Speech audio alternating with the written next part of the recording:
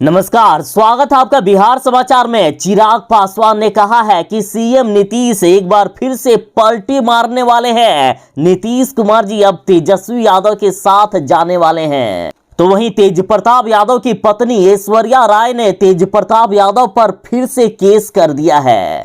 साथ ही मुख्यमंत्री नीतीश कुमार जी के सामने एक छोटे से बच्चे ने शराबबंदी और शिक्षा व्यवस्था की पोल खोल कर रख दी है।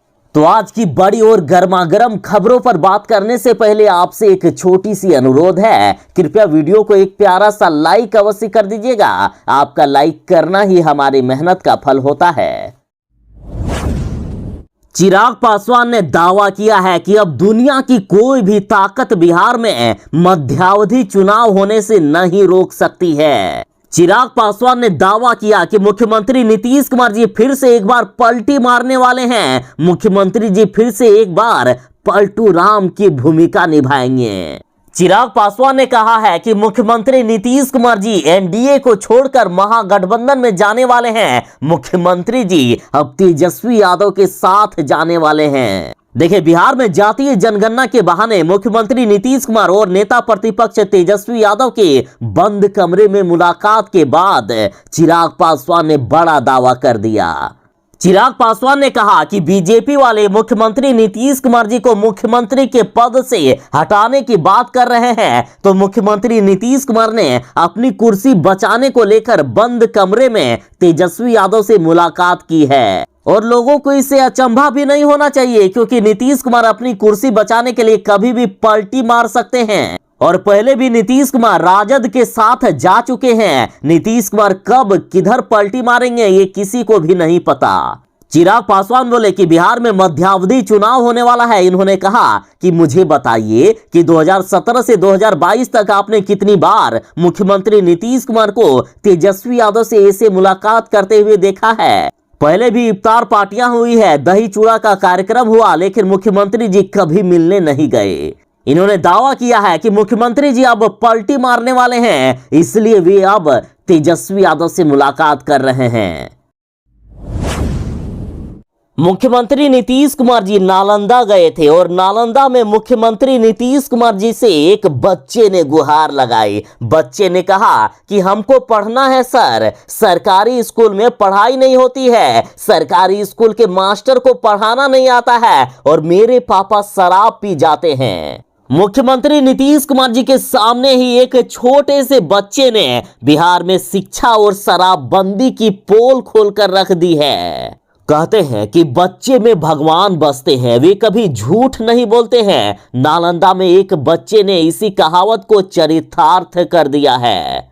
बच्चे का मन साफ होता है, वे किसी से नहीं डरते हैं। और नालंदा के हरनोत प्रखंड के अंतर्गत नीमाकोल गांव के कक्षा 6 में पढ़ने वाले एक छोटे से बच्चे सोनू कुमार ने ये सच करके दिखा दिया। इस 11 साल के बच्चे ने कहा है कि अगर सरकार हमें मदद करे तो मैं भी पढ़ लिख कर आईएएस आईपीएस बन सकता हूं। सोनू कुमार कक्षा 6ठी में पढ़ते हैं और 5वीं कक्षा तक के 40 बच्चों को शिक्षा देकर अपनी पढ़ाई का खर्चा निकालते हैं। इस बच्चे ने मुख्यमंत्री जी से कहा है कि हमारी ये मांग है कि हमको शिक्षा चाहिए और सरकारी स्कूलों में पढ़ाई नहीं होती है, अतः मुख्यमंत्री जी मेरी एडमिशन प्राइवेट स्कूल में करवा दीजिए। मेरे पापा जो हैं वो शराब पीते हैं, उसमें हमारा सारा पैसा खत्म हो जाता है। जो पैसा मैं कमा कर लाता हूँ वो भी शराब में वे उड़ा देते हैं। इसके बाद मुख्यमंत्री जी बोले, हाँ मैं प्राइवेट स्कूल में तुम्हारा एडमिशन करवा दूंगा।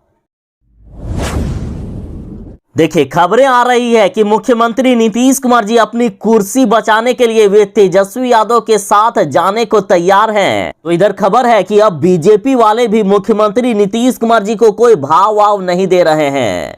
एनडीए में अब कुछ भी ठीक नहीं चल रहा है और ये बातें अब पूरी तरह से खुलकर सामने आ रही है। देखिए, एनडीए सरकार के द्वारा कोइलवर पुल के उद्घाटन कार्यक्रम में मुख्यमंत्री नीतीश कुमार जी को न्योता तक नहीं दिया गया, तो वहीं पोस्टर में मुख्यमंत्री नीतीश कुमार जी की तस्वीर ही गायब कर दी गई। बिहार से बीजेपी के कई नेता को पोस्टर में भी जगह दी गई और इस कार्यक्रम में भी शामिल किया गया, लेकिन मुख्यमंत्री नीतीश कुमार जी को आमंत्रण भी नहीं दिया गया। और इतना ही नहीं, बीजेपी वालों ने न सिर्फ मुख्यमंत्री जी को बुलावा नहीं भेजा है, बल्कि जदयू के किसी भी नेता को नहीं पूछा गया। और इधर बड़ी खबर आ रही है कि जब बीजेपी की पूरी तरह से फजीहत होने लगी, जदयू और खुद नीतीश कुमार जी गुस्से में आ गए, तो फजीहत के बाद बीजेपी वालों ने पोस्टर बदल दिया है और इस पोस्टर में मुख्यमंत्री नीतीश कुमार जी को भी शामिल कर लिया गया।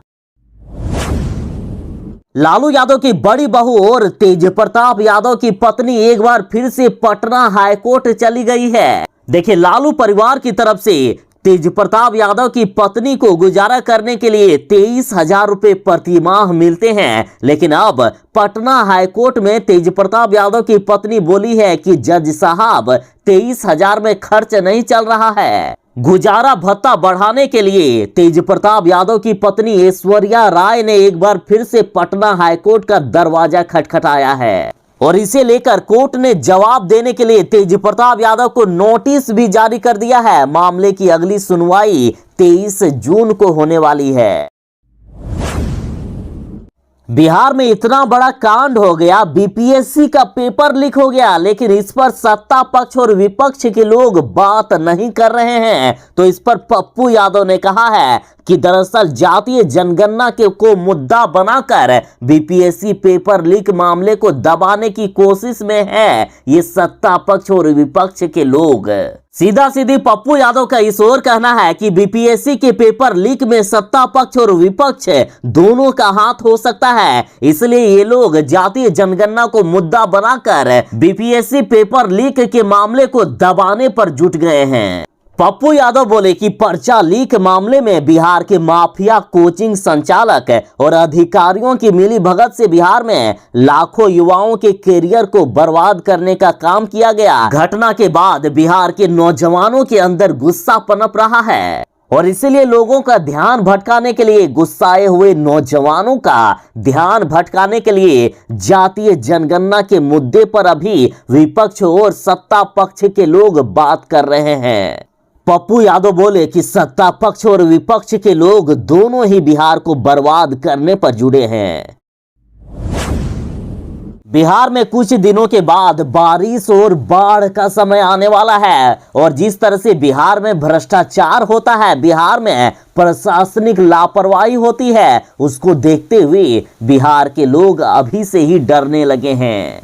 देखिए, सीतामढ़ी से बड़ी खबर आ रही है कि मुख्यमंत्री नीतीश कुमार जी के निरीक्षण के तुरंत बाद ही करोड़ों की लागत से बना तटबंध धराशायी हो गया और कई गांवों में नदी का पानी घुस गया है। अभी से ही बाढ़ जैसे हालात उत्पन्न हो गए। बड़ी खबर सीतामढ़ी से आ रही है, जहां मुख्यमंत्री नीतीश कुमार जी बाढ़ राहत कार्य का निरीक्षण करने गए थे और उसके तुरंत बाद ही करोड़ों की लागत से बना लखनदेई नदी तटबंध टूट गया।